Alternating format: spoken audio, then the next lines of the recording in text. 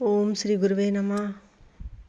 गुरु की अवहेलना से इंद्र की दैत्यों द्वारा पराजय, समुद्र मंथन, शंकर जी की कृपा से कालकूट विष से सबकी रक्षा, विविध रत्नों का प्राकट्य तथा लक्ष्मी जी का प्रादुर्भाव। लोमस जी कहते हैं, एक समय देवराज इंद्र संपूर्ण लोकपालों तथा ऋषियों से घिरे हुए अपनी सुधर्मा सभा में बैठे थे।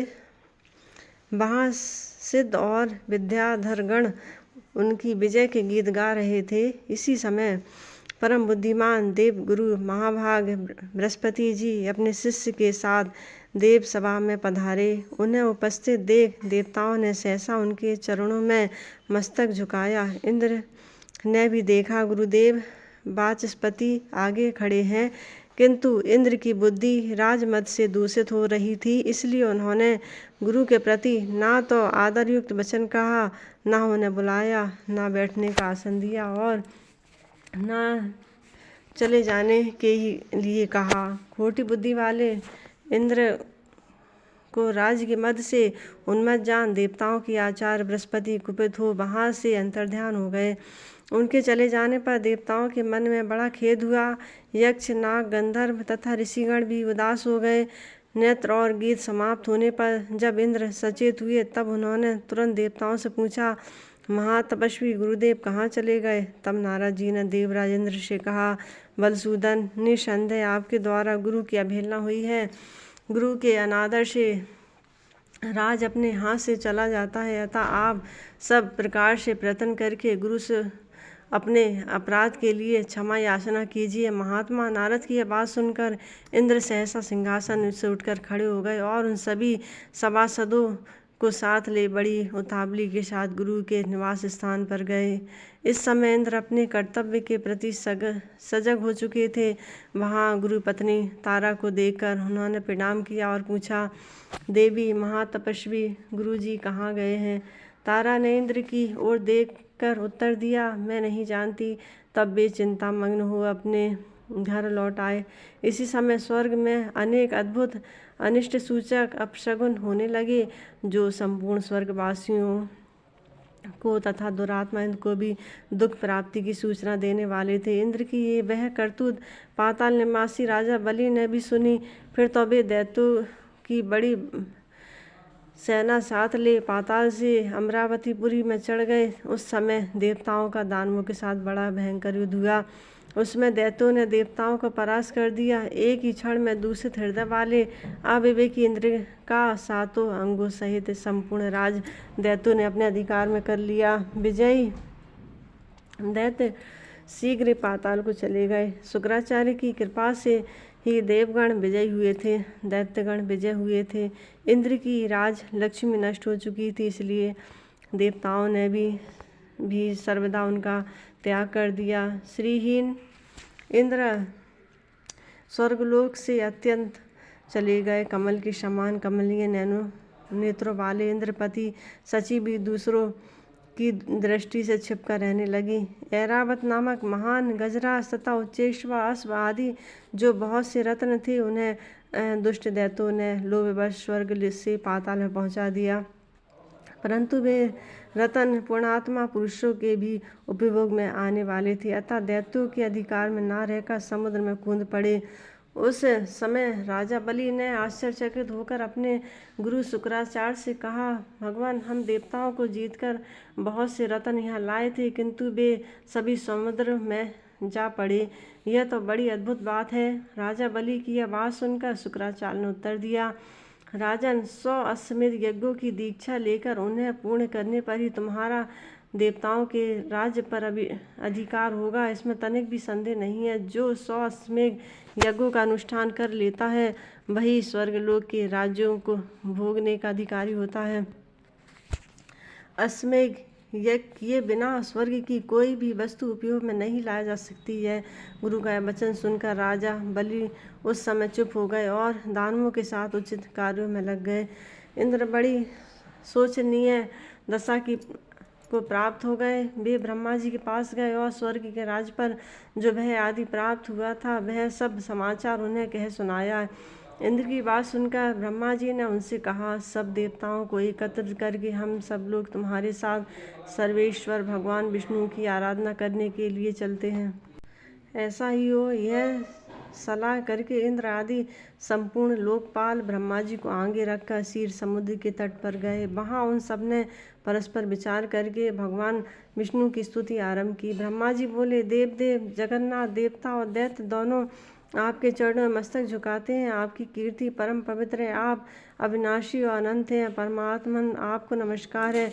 रमापते आप यज्ञ हैं, यज्ञ रूप हैं तथा यज्ञांग है, अतः आप कृपा करके देवताओं को वरदान दीजिए। भगवान गुरु की अवहेलना करने के कारण इंद्र इस समय ऋषियों सहित स्वर्ग के राज भ्रष्ट हो चुके हैं, इसलिए उनका उद्धार कीजिए। श्री भगवान बोले, देवगण, गुरु की अवहेलना करने से सारा अभ्युदय नष्ट हो जाता है।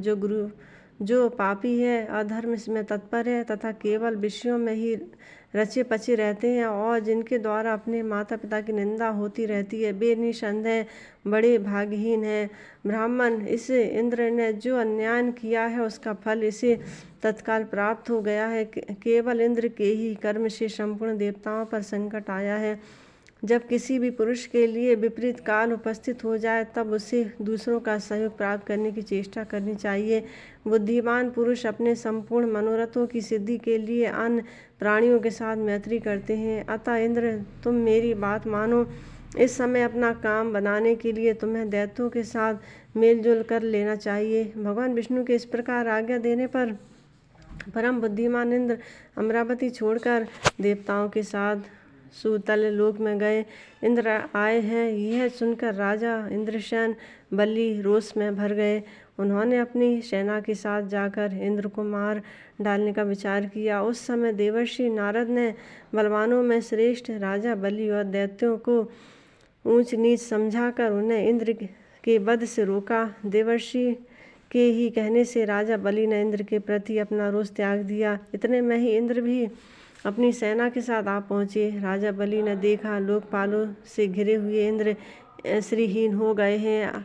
अब उनमें प्रभुता का मत भी नहीं रहा है। उनका तेज चला गया और अब वे ईर्षा तथा अहंकार से रहित हो गए हैं। उन्हें यह अवस्था में देखकर राजा बलि के मन में बड़ी दया आई। वे बड़ी उतावली के साथ हंसते हुए बोले, देवराज इंद्र, आप इस सुतल लोक में कैसे पधारे हैं? यहाँ आने का क्या कारण बतलाइए। बलि की बात सुनकर इंद्र मुस्कुराते हुए बोले, भैया, हम सब देवता क्रोध के अधीन रहे हैं। आप सब लोगों को भी यही दशा है, जैसे हमें वैसे ही आप लोग भी हैं। अतः हमारा यह कलह निरर्थक है। भाग्यवश आपने मेरा संपूर्ण राज एक क्षण में ही ले लिया तथा बहुत से रत्न भी स्वर्ग से यहाँ उठा लाए, परंतु वे सभी रत्न तत्काल ही जहाँ के थे वहीं चले गए। अतः विद्वान पुरुषों को एक दूसरों से मिलकर कर्तव्य के विषय में विचार करना चाहिए। विचार करने से ज्ञान होता है और ज्ञान होने पर संकट से छुटकारा अवश्य मिल जाएगा। इस समय मैं जो संपूर्ण देवताओं के साथ आपके समीप त्राण पाने के लिए आया हूँ। इंद्र की बात समाप्त होने पर देवर्षि नारद ने राजा बलि को समझाते हुए कहा, दैत्यराज, शरण में आए हुए प्राणियों की रक्षा करना महापुरुषों का धर्म है। जो लोग ब्राह्मण, रोगी, व्रत तथा शरणागत की रक्षा नहीं करते वे ब्रह्म हत्यारे हैं। इंद्र इस समय शरणागत शब्द से अपना परिचय देते हुए तुम्हारे समीप आए हैं, अतः इनका भली भांति भक्षण और पोषण करना तुम्हारा कर्तव्य है, इसमें तनिक भी संदेह नहीं है। देवर्षि नारद के यूँ कहने पर कर्तव्य और अकर्तव्य के ज्ञान में कुशल दैत्यराज बलि ने स्वयं भी अपनी बुद्धि से विचार किया। तदंतर लोकपालों और देवताओं सहित इंद्र का बड़े सम्मान के साथ स्वागत सत्कार किया तथा उनके मन में विश्वास उत्पन्न करने के लिए अनेक प्रकार की सच्ची शपथें भी खाई। इंद्र ने भी राजा बलि को विश्वास दिलाने वाली शपथ खाई। देवराज इंद्र स्वार्थ साधन में तत्पर रहते हैं और अर्थशास्त्र में ही उनकी विशेष प्रवृत्ति है। उन्होंने शपथ खाकर राजा बलि के साथ सुतल लोक में ही निवास किया। वहाँ रहते हुए उन्हें अपने वर्ष व्यतीत हो गए। एक दिन बलि की सभा में बैठे हुए नीति निपुण देवराज इंद्र ने बलि को संबोधित करके हंसते हुए कहा, वीरवर, हमारे हाथी घोड़े आदि नाना प्रकार के बहुत से रत्न जो इस समय तुम्हारे प्राप्त होने योग्य हैं, तत्काल ही समुद्र में गिर पड़े हैं। अतः हम लोगों को समुद्र से उन रत्नों का उद्धार करने के लिए बहुत शीघ्र प्रयत्न करना चाहिए। तुम्हारे कार्य की सिद्धि के लिए समुद्र का मंथन करना उचित है।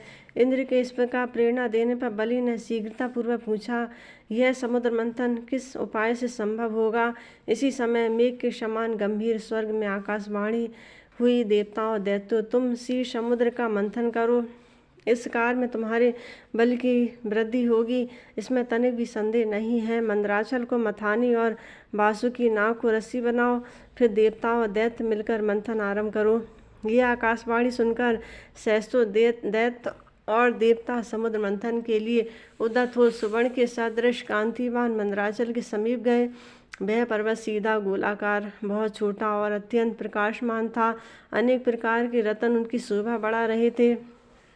चंदन, पारिजात, नागकेशर, जायफल और चंपा आदि भांति भांति के वृक्षों से वह हरा भरा दिखाई देता था। उस समान पर्वत को देखकर संपूर्ण देवताओं ने हाथ जोड़कर कहा, दूसरों का उपकार करने वाले महाशहर मंदराचल, हम सब देवता तुमसे कुछ निवेदन करने के लिए यहाँ आए हैं, उसे तुम सुनो। उनके यूँ कहने पर मंदराचल ने देहधारी पुरुष के रूप में प्रकट होकर कहा, देवगण, आप सब लोग मेरे पास किस कार्य से आए हैं, उसे बतलाइए। तब इंद्र ने मधुर वाणी में कहा, मंदराचल, तुम हमारे साथ रहकर एक कार्य में सहायता करो। हम समुद्र को मथकर उससे अमृत निकालना चाहते हैं। इस कार्य के लिए तुम मथानी बन जाओ। मंदराचल में बहुत अच्छा कहकर उनकी आज्ञा स्वीकार की और देव कार्य की सिद्धि के लिए देवताओं, दैत्यों तथा विशेषता इंद्र से कहा, पुण्यात्मा देवराज, आपने अपने वज्र मेरे दोनों पंख काट डाले हैं, फिर आप लोगों की कार्य की सिद्धि के लिए वहां तक मैं चल कैसे सकता हूँ? तब संपूर्ण देवताओं दैत्यों ने उस अनुपम पर्वत को शीर समुद्र तक ले जाने की इच्छा से उखाड़ लिया, परंतु वे उसे धारण करने में समर्थ न हो सके। वह महान पर्वत उसी समय देवताओं और दैत्यों के ऊपर गिर पड़ा। कोई कुचले गए, कोई मर गए, कोई मूर्छित हो गए, कोई एक दूसरे को कोसने और चिल्लाने लगे, और तथा कुछ लोगों ने बड़े कलेश का अनुभव किया। इस प्रकार उनका उद्यम और उत्साह भंग हो गया। वे देवता और दानव सचेत होने पर जगदीश्वर भगवान विष्णु की स्तुति करने लगे। शरणागत वत्सल महाविष्णु, हमारी रक्षा कीजिए, रक्षा कीजिए, आपने ही इस संपूर्ण चराचर जगत को व्याप्त कर रखा है। उस समय देवताओं का कार्य सिद्ध करने के लिए गरुड़ की पीठ पर बैठे हुए भगवान विष्णु सहसा वहां प्रकट हो गए। वे सबको अभय देने वाले हैं। उन्होंने देवताओं और दैत्यों की ओर दृष्टिपात करके खेल खेल में ही उस महान पर्वत को उठाकर गरुड़ की पीठ पर रख लिया। फिर वे देवताओं और दैत्यों को शीर समुद्र के उत्तर तट पर ले गए और पर्वत श्रेष्ठ मंदराचल को समुद्र में डालकर तुरंत वहां से चल दिए। तदंतर सब देवता दैत्यों को साथ लेकर वासुकी नाग के समीप गए और उनसे भी अपनी प्रार्थना स्वीकार कराई। इस प्रकार मंदराचल को मथानी और वासुकी नाग को रस्सी बनाकर देवताओं और दैत्यों ने शीर समुद्र का मंथन आरंभ किया। इतने में ही वह पर्वत समुद्र में डूबकर रसातल को जा पहुंचा। तब लक्ष्मीपति भगवान विष्णु ने कच्छप रूप धारण करके तत्काल ही मंदराचल को ऊपर उठा लिया। उस समय यह एक अद्भुत घटना हुई। फिर जब देवता और दैत्यों ने मथानी को घुमाना आरंभ किया, तब वह पर्वत बिना गुरु के अज्ञान की भांति कोई सुदृढ़ आधार न होने के कारण इधर उधर डोलने लगा। यह देख परमात्मा भगवान विष्णु स्वयं ही मंदराचल के आधार बन गए और उन्होंने अपनी चारों भुजाओं से मथानी बने हुए उस पर्वत को भली भांति पकड़कर उसे सुखपूर्वक घुमाने योग्य बना दिया। तब अत्यंत बलवान देवता और दैत्य एकीभूत हो अधिक जोर लगाकर शीर समुद्र का मंथन करने लगे। कच्छ स्वरूप धारण भगवान की पीठ जन्म से ही कठोर थी और उस पर घूमने वाला पर्वत श्रेष्ठ मंदराचल भी बरसार की भांति दृढ़ था। उन दोनों की रगड़ से समुद्र में बड़नावन प्रकट हो गए। साथ ही हलाहल विष उत्पन्न हुआ। उस विष को सबसे पहले नारद जी ने देखा। तब अमित तेजस्वी देवर्षि देवताओं को पुकार कर कहा, अदिति कुमारों, अब तुम समुद्र का मंथन ना करो। इस समय संपूर्ण देवताओं का नाश करने वाला भगवान शिव की कृपा प्रार्थना करो। वे परात्पर है, परमानंद स्वरूप हैं तथा योगी पुरुष भी उन्हीं का ध्यान करते हैं। देवता अपने स्वार्थ साधन में संलग्न ही समुद्र मथ रहे थे। वे अपनी ही अभिलाषा में तन्मय होने के कारण नारद जी की बात नहीं सुन सके। केवल उद्यम का भरोसा करके वे क्षीर सागर के मंथन में संलग्न थे। अधिक मंथन से जो हलाहल विष प्रकट हुआ वह तीनों लोकों को भस्म कर देने वाला था। वह प्राण विष देवताओं का प्राण लेने के लिए उनके समीप आ पहुंचा और ऊपर नीचे तथा संपूर्ण दिशाओं में फैल गया। समस्त प्राणियों को अपना ग्रास बनाने के लिए प्रकट हुए उस कालकूट विश्व को देखकर वे सब देवता और दैत्य हाथ में पकड़े हुए नागराज वासुकी को मंदराचल पर्वत सहित वहीं छोड़ भाग खड़े हुए। उस समय उस लोक संहारकारी कालकूट विश्व को भगवान शिव ने स्वयं अपना ग्रास बना लिया। उन्होंने उस विश्व को निर्मल निर्दोष कर दिया। इस प्रकार भगवान शंकर की बड़ी भारी कृपा होने से देवता, असुर, मनुष्य तथा संपूर्ण त्रिलोकी उस समय कालकूट विश्व से रक्षा हुई। तदंतर भगवान विष्णु के समीप मंदराचल को मथानी व वासुकी नाग को रस्सी बनाकर देवताओं ने पुनः समुद्र मंथन आरंभ किया। तब समुद्र से देव कार्य की सिद्धि के लिए अमृतमयी कलाओं से परिपूर्ण चंद्र वेद प्रकट हुए। संपूर्ण देवता, असुर और दानवों ने भगवान चंद्रमा को प्रणाम किया और गर्गाचार्य जी से अपने अपने चंद्र बल की यथार्थ रूप से जिज्ञासा की। उस समय गर्गाचार्य जी ने देवताओं से कहा, इस समय तुम सब लोगों का बल ठीक है। तुम्हारे सभी उत्तम ग्रह केवल स्थान में लग्न में, चतुर्थ स्थान में, सप्तम स्थान में और दशम स्थान में हैं। चंद्रमा से गुरु का योग हुआ है। बुध, सूर्य, शुक्र, शनि और मंगल भी चंद्रमा से संयुक्त हुए हैं। इसलिए तुम्हारे कार्य की सिद्धि के निमित्त इस समय चंद्र बल बहुत उत्तम है। यह गोमंथ नामक मुहूर्त है जो विजय प्रदान करने वाला है। महात्मा गर्ग जी के इस प्रकार आश्वासन देने पर महाबली देवता गर्जना करते हुए बड़े वेग से समुद्र मंथन करने लगे।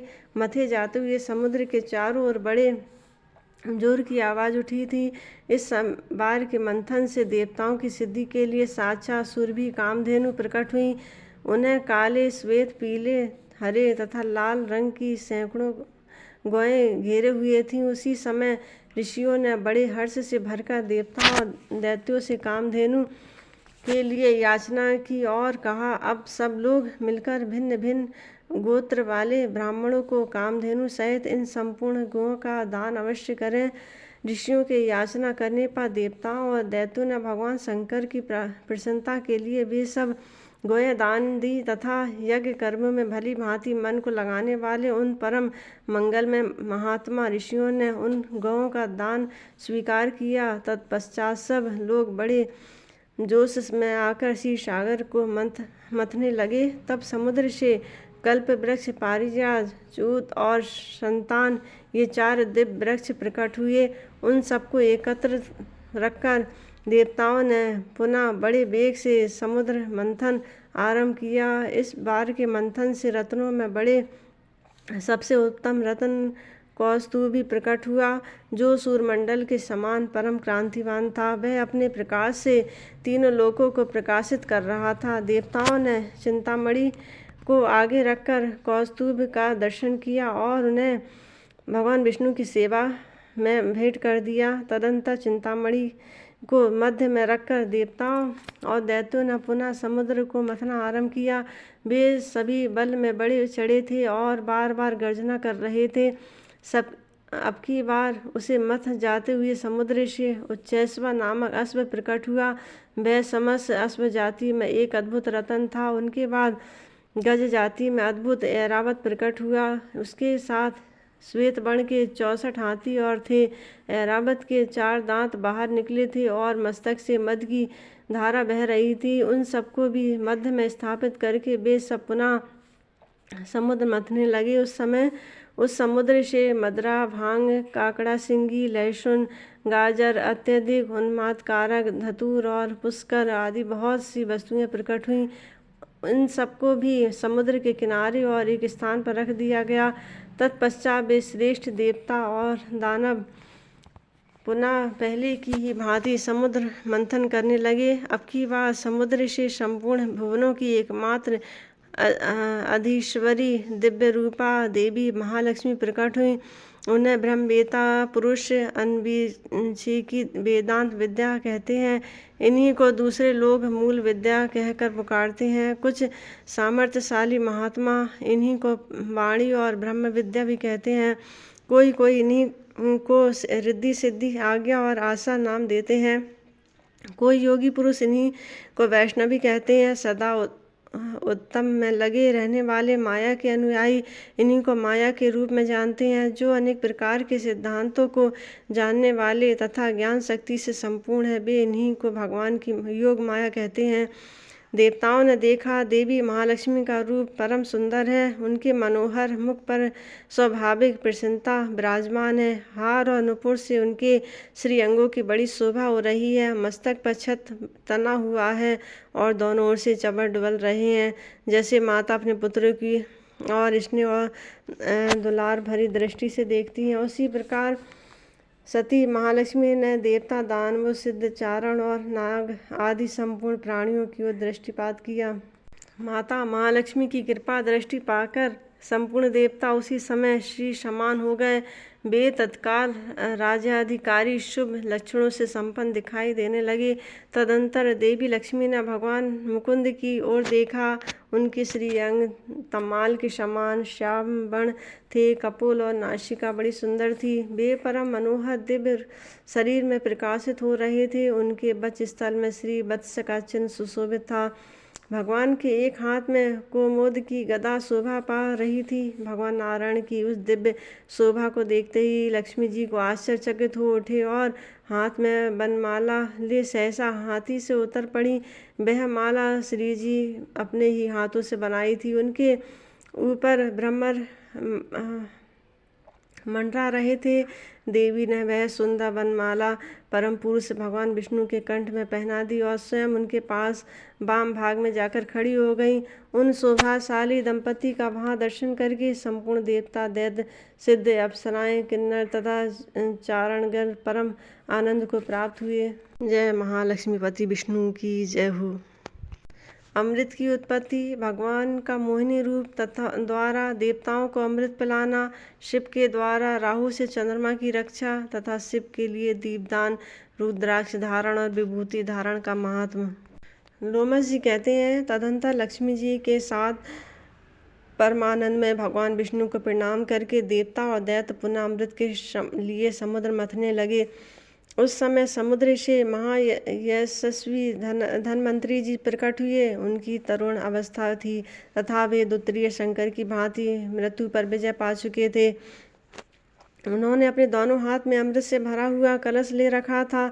देवता जब तक उनके मनोहर स्वरूप का दर्शन करने लगे थे, तब तक वृषपर्वा दैत्य ने बलपूर्वक उनके हाथ का कलश छीन लिया। इस प्रकार उस सुधापूर्ण कलश को लेकर अमृतपान के लिए उत्सुक हुए दैत्य पाताल लोक में चले गए। जब पीछे पीछे देवता भी वहां आए, तब राजा बलि ने उनसे कहा, देवताओं, तुम सब लोग तो रत्नमयी सामग्री पाकर कृतार्थ हो चुके हो। हमने तो केवल उस अमृत को ही पाकर संतुष्ट किया है। अब तुम लोग प्रसन्नतापूर्वक श्री यहाँ से स्वर्गलोक को चले जाओ। राजा बलि के द्वारा इस प्रकार फटकार जाने पर संपूर्ण देवता भगवान नारायण के समीप गए। भगवान ने देखा देवताओं का मनोरथ भंग हो चुका है। तब उन्होंने अपनी वाणी से आश्वासन देते हुए कहा, देवताओं, डरो मत, मैं योग माया से प्रभाव से दानवों को मोहित करके तुम्हारे लिए अमृत ले आऊँगा। यूँ कहकर अनाथों को शरण देने वाले भगवान विष्णु ने सब देवताओं को वहीं ठहराकर मोहिनी रूप धारण किया। इधर दैत्य आपस में ही रोषपूर्ण बातें कर रहे थे। उनमें अमृत के लिए परस्पर विवाद छिड़ गया था। इसी समय मोहिनी देवी वहां आई। संपूर्ण प्राणियों के मन की मोह लेने वाली युवती को देखकर दैत्य लोग आश्चर्यचकित हो उठे और प्यासी आंखों से उनकी ओर देखने लगे। राजा बलि ने कहा, महाभागे, मेरी इस बात मानो, हम सब लोगों के विवाद को शीघ्र शांति दो। शांत हो जाए, इसके लिए तुम ही कुछ अमृत का विभाजन करो। श्री मोहिनी बोली, विद्वान पुरुषों को स्त्रियों का विश्वास नहीं करना चाहिए। झूठ, सहसा, माया, मूर्खता, अत्यंत लोभ, अपवित्रता और निर्दयता ये स्त्रियों के स्वाभाविक दोष हैं। उनमें स्नेहहीनता और धूर्तता भी होती है। इस बात को यथार्थ जानना चाहिए। जैसे पक्षियों में कौवा और शिकारी जीवों में सियार धूर्त है, वैसे ही मनुष्यों में स्त्री सदा धूर्त होती है। यह बात बुद्धिमान पुरुषों की भली भांति समझ लेनी चाहिए। मेरे साथ आप लोग मित्र भाव कैसे प्रकट कर रहे हैं, यहाँ यह बात सर्वदा अज्ञात है कि आप कौन हैं और मैं कौन हूँ। आप सब लोग कर्तव्य और कर्तव्य के ज्ञान में निपुण हैं, अतः आपको भली भांति सोच विचार कर ही पराई बुद्धि से अपने हित साधन का प्रयास करना चाहिए। राजा बलि ने कहा, देवी तुम यथोचित विभाग करके आज हम सबको अमृत बांट दो। तुम जिसे जितना दोगी उतना ही हम ग्रहण कर लेंगे। यह बात तुमसे सत्य सत्य कह रहे हैं। राजा बलि यूँ कहने पर सर्वमंगला महादेवी मोहिनी दैत्यों की लौकिकी गति का दर्शन कराती हुई सी बोली, श्रेष्ठ असुरगण लोग, आप किसी निर्वचनीय दैत्य की सहायता से अपने कार्य में सफल हुए हैं, अतः अमृत का अधिवासन करें। इसे घर के भीतर सुरक्षित रूप में रख दें। आज व्रती रहकर कल सवेरे अमृत का पारण करें। बुद्धिमान पुरुषों को उचित है कि वह अपने न्यायपूर्वक उपार्जित धन का 10वां भाग ईश्वर को प्रसन्नता के लिए किसी सत्कार में लगावे। दैत्यगण योग माया से मोहित हो चुके थे, वे अधिक समझदार भी नहीं थे, अतः मोहिनी देवी ने जो कुछ कहा उसे ठीक मानकर उन्होंने सब वैसा ही किया। रात को सबने बड़ी प्रसन्नता के साथ जागरण किया और उषा काल आते ही प्रातः स्नान किया। समस्त आवश्यक कृत्य पूरा करके बलि आदि असुर अमृतपान करने के लिए आए और क्रमशः पंगत लगाकर बैठ गए। बलि, वृषपर्वा, नमूची, शंख, बुध, शूद्रंड, संहाद, कालनेमी, विभीषण, वातापी, ईलवल, कुंभ, निकुंभ, प्रघस, सुंद, उपसुंद, निशुंभ, सुम तथा न्याय दैत्य, दानव एवं राक्षस क्रमशः पंक्ति लगाकर बैठे। उस समय मोहिनी देवी हाथ में सुधा कलश लिए अपनी उत्तम क्रांति से बड़ी शोभा पा रही थी। इसी समय संपूर्ण देवता भी हाथों में भोजन पात्र लिए असुरों के समीप आए। उन्हें देखकर मोहिनी देवी ने असुरों से कहा, इन्हें आप लोग अपने अतिथि समझ लें। यह धर्म कोई सर्वस्व मानकर उनका साधन करने वाले हैं। इनके लिए यथाशक्ति दान देना चाहिए। जो लोग अपनी शक्ति के अनुसार दूसरों का उपकार करते हैं उन्हें ही धन मानना चाहिए। वे ही संपूर्ण जगत के रक्षक तथा परम पवित्र हैं। जो केवल अपना ही पेट भरने के लिए उद्यम करते हैं वे कलेश के भागी होते हैं। मोहिनी देवी के यूँ कहने पर असुरों ने इंद्र आदि देवताओं को भी अमृत पीने के लिए बुलाया। तब सभी देवता सुधापान के लिए वहाँ बैठे। उनके बैठ जाने पर संपूर्ण धर्मों को जानने वाली तथा देवताओं का स्वार्थ सिद्ध करने वाली मोहिनी देवी ने यह उत्तम बात कही। देवी की श्रुति कहती है कि सबसे पहले अतिथियों का सत्कार करना चाहिए। आप ही लोग बतावें। महाभाग, राजा बलि आदि स्वयं कहे, मैं पहले किनको अमृत परोसूं? बलि ने उत्तर दिया, देवी तुम्हारी जैसी रुचि है वैसा करो। पवित्रता राजा बलि के द्वारा इस प्रकार सम्मान दिए जाने पर मोहिनी देवी ने परोसने के लिए अमृत का कलश हाथ में उठा लिया और पहले देवताओं के समुदाय को ही शीघ्रतापूर्वक अमृत देना प्रारंभ किया। मोहिनी देवी अपने सुधा सदृश हास्य रसामृत की भांति उस अमृत रस को भी देवताओं के आगे बारंबार उड़ेलने लगी। उनके दिए हुए सुधारस को संपूर्ण देवताओं, देवेश्वरे, लोकपालों, गंधर्वों, यक्षों और अप्सराओं ने खूब छक्कर पिया। उस समय राहु नामक दैत्य अमृत पीने के लिए देवताओं की पंक्ति में जा बैठा। उसने ज्यों ही अमृत पीने की इच्छा की, सूर्य और चंद्रमा ने अमित तेजस्वी भगवान विष्णु को इसकी सूचना दी। तब भगवान ने विकृत एवं विकराल शरीर वाले राहु का मस्तक काट डाला। उसका कटा हुआ मस्तक आकाश में उड़ गया और धड़ पृथ्वी पर गिर पड़ा। उस समय 100 करोड़ मुख्य दैत्य गरजते हुए महान बल पराक्रम वाले देवताओं को युद्ध के लिए ललकारते हुए आगे बढ़े। महाकाय राहु चंद्रमा को अपनी ग्रास बनाकर इंद्र के पीछे दौड़ा। वह संपूर्ण देवताओं पर ग्रास लगाता जा रहा था। राहु यद्यपि एक ही था, तथापि वह सर्वत्र पहुंचा हुआ दिखाई देता था। यह देखकर देवता भय से बेहाल हो चंद्रमा को आगे करके बड़ी उतावली के साथ भागे और पृथ्वी छोड़कर स्वर्गलोक में चले गए। वे स्वर्ग में जो ही पहुंचे त्यों ही राहु भी महान वेग से उनके आगे आकर खड़ा हो गया। यह चंद्रमा को निगल जाना चाहता था। यह देख चंद्रमा ने भय से व्याकुल होकर भगवान शंकर की शरण में जाने का विचार किया। वे मन ही मन शिव जी का स्मरण करके स्तुति करने लगे। देवेश, आप हमारे रक्षक और वृष ध्वज, आपके संकट से उबारे शरणागत की रक्षा करने वाले श्री पार्वती पति अपनी शरण में आइए, मेरी रक्षा की करें। उनके इस प्रकार स्तुति करने पर सबका कल्याण करने वाले भगवान सदा से वहीं प्रकट हो गए और चंद्रमा से बोले, डरो मत। यूँ कहकर उन्होंने चंद्रमा को अपने जटाजूट के ऊपर रख लिया। तब से चंद्रमा उनके मस्तक पर श्वेत कमल पुष्प की भांति शोभा पा रहे हैं।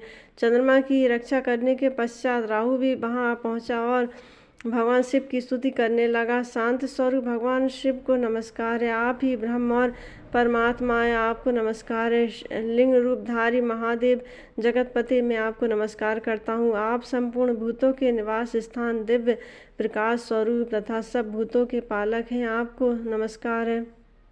महादेव, आप समस्त जगत की आनंद प्राप्ति के कारण हैं, आपको प्रणाम है। मेरा भच्य चंद्रमा इस समय आपके समीप आया है, उसे आप मुझे दे दीजिए। राहु की इस प्रार्थना से भगवान सोमनाथ बहुत संतुष्ट हुए और उन्होंने राहु से इस प्रकार कहा, मैं संपूर्ण भूतों का आश्रय हूँ, देवता और असुर सबको प्रिय हूँ।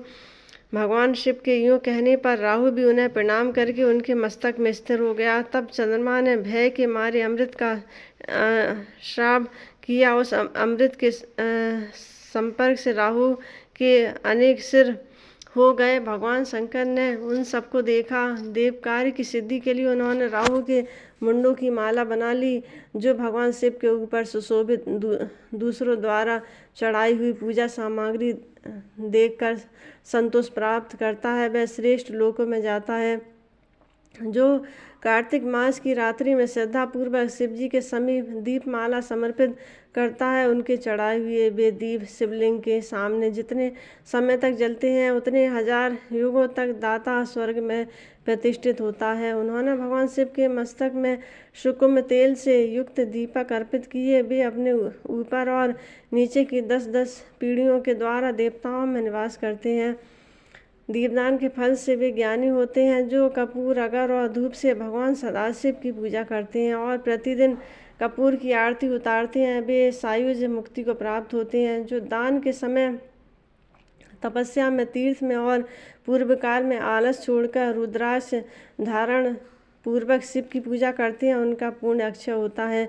द्विजवरों, भगवान शिव ने जिन रुद्राक्षों का वर्णन किया है उन्हें आप लोग सुने। रुद्राक्ष एक मुख से लेकर 16 मुख तक के होते हैं। उनमें से पंचमुख तथा एक मुख, ये 2 प्रकार के रुद्राक्ष मनुष्यों द्वारा धारण करने के योग्य एवं श्रेष्ठ समझने चाहिए। जो प्रतिदिन एक मुख रुद्राक्ष धारण करते हैं उन मनुष्यों को जीवन मुक्ति जानना चाहिए। जो प्रतिदिन पंचमुखी रुद्राक्ष धारण करते हैं वह रुद्र लोक में जाता है और उन्हीं के साथ आनंद का भागी होता है। जब तब क्रिया, योग, स्नान और देव पूजा आदि जो भी शुभ कर्म किया जाता है वह रुद्राक्ष धारण से अत्यंत फल देने वाला हो जाता है। जो मंत्र भूत विभूतियों से अपने ललाट में त्रिपुंड धारण करते हैं वे रुद्रलोक में रुद्र होते हैं। कपिला गाय के गोबर को भूमि पर गिरने से पहले ही हाथ पर ले ले और उसे सुखाकर विभूति के लिए संग्रह करके विभूति सब पापों का नाश करने वाली बताई गई है। पहले ललाट में प्रयत्न पूर्वक अंगूठे से एक रेखा बनानी चाहिए, फिर मध्यमा उंगली को छोड़कर नामिका और तर्जनी, इन 2 उंगलियों से 2 रेखाएं खींचे। इस प्रकार जिनके ललाट में 3 सफल रेखाएं देखी जाती हैं उस शिव भक्त को साक्षात शिव के ही समान जानना चाहिए। वह दर्शन मात्र से समस्त पापों का नाश करने वाला है। इंद्र की विजय। इंद्र द्वारा शिव रूप का विश्व रूप का वध, नहुस का स्वर्ग से पतन, ब्रह्म हत्या से इंद्र की मुक्ति तथा पुनः राज की प्राप्ति। लोमस जी कहते हैं, तदंतर उस देवासुर संग्राम में इंद्र ने भी दैत्यों का बड़ा भयंकर संहार किया। उनका वह कृत्य अद्भुत था। उस समय अस्त्र अर्थशास्त्र का अक्षर लेकर सचीपति इंद्र दुर्जय दैत्यों के लिए काल रूप हो गए थे। जब इस प्रकार असुर मारे जा रहे थे, उस समय इंद्र को रोकने के लिए भगवान नारद जी वहाँ पधारे और बोले, असुरों के मंडल में जो वीर योद्धा मारे गए हैं, उनके बाद अब तुम भयभीत सैनिकों की हत्या क्यों कर रहे हो? जो भयभीत होकर शरण में आ जाते हैं, ऐसे सैनिकों की जो लोग विजय मद से उन्मत्त होकर हत्या करते हैं, उन्हें महापात की और ब्रह्म हत्या समझना चाहिए। इसलिए तुम्हें मन से भी अपनी भयभीत प्राणी की हिंसा नहीं करनी चाहिए। महात्मा इंद्र के यूँ कहने पर इंद्र देवसेना के साथ तत्काल स्वर्ग में चले गए। उस समय सब देवता परस्पर अधिक हर्ष प्रकट करने लगे। यक्ष, गंधर्व, किन्नरगण भी बड़े आनंदित हुए। श्रेष्ठ देवर्षियों ब्रह्म ऋषियों ने अमरावती के सिंहासन पर सची सहित इंद्र का अभिषेक किया। इंद्र भगवान शंकर के प्रसाद से विजयी हुए। उस समय देवलोक में बड़ा भारी उत्सव मनाया गया। शंख, पटे, मृगंध, ढोल, आनक, भेरी और दुर्भंगी आदि बाजे बजने लगे। देवताओं द्वारा मारे गए दैत्य पृथ्वी पर पड़े थे। महात्मा राजा बलि आदि भी प्राण त्याग चुके थे। उस समय भृंगुवंशी शुक्राचार्य जी तपस्या करने के लिए अपने शिष्यों के साथ मानस्तोतर पर्वत पर चले गए, इसलिए वे युद्ध में उपस्थित न हो सके थे। उस युद्ध में जो दैत्य जीवित बच गए थे, वे शुक्राचार्य जी के पास गए। उन्होंने वह सारा वृत्तांत जो असुरों के संहार का कारण हुआ था विस्तार पूर्वक कह सुनाया। सुनकर भृंगुनंदन शुक्र को खेद और क्रोध भी हुआ। वे शिष्यों के साथ युद्ध स्थल में आए और अपनी मृतंग संजीवनी विद्या के प्रभाव से उन्होंने मरे हुए असुरों को भी जीवित कर दिया। शुक्राचार्य की प्रेरणा से बलि आदि सब दैत्य पाताल में लौट आए और सुखपूर्वक रहने लगे।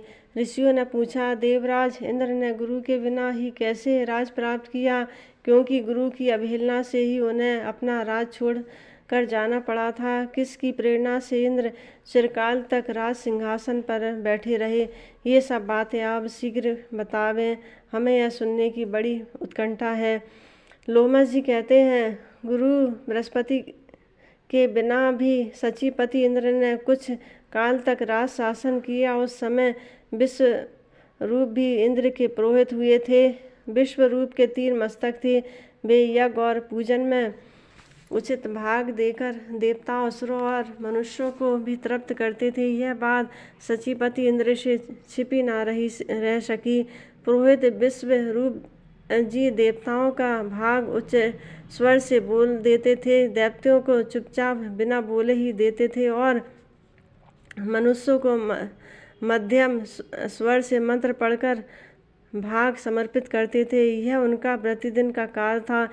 एक दिन इंद्र को गुरु जी की फुर्ती देखकर इस बात का पता लग गया। तब उन्होंने छिपे छिपे यह जान लिया कि विश्वरूप जी क्या करना चाहते थे। वे दैत्यों का कार्य सिद्ध करने के लिए उन्हें भाग अर्पण करते हैं। हमारे पुरोहित होकर दूसरों को फल देते हैं। यूँ समझकर इंद्र ने 100 पर्वत वाले वृक्ष से विश्व रूप के मस्तक काट डाले। वृक्ष के आघात से तत्काल उनकी मृत्यु हो गई।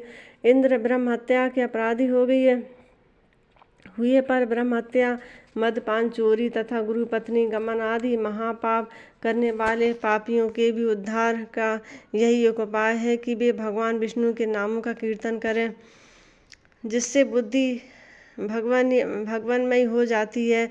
तदंतर धुएं के समान रंग वाली तथा 3 मस्तकों वाला ब्रह्महत्या इंद्र को निगल जाने के लिए उनके पास आया। उसे देखकर इंद्र को बड़ा भय हुआ, अतः वे वहाँ से भाग चले। उन्हें भागते देख भयदायिनी ब्रह्महत्या उनका पीछा करने लगी।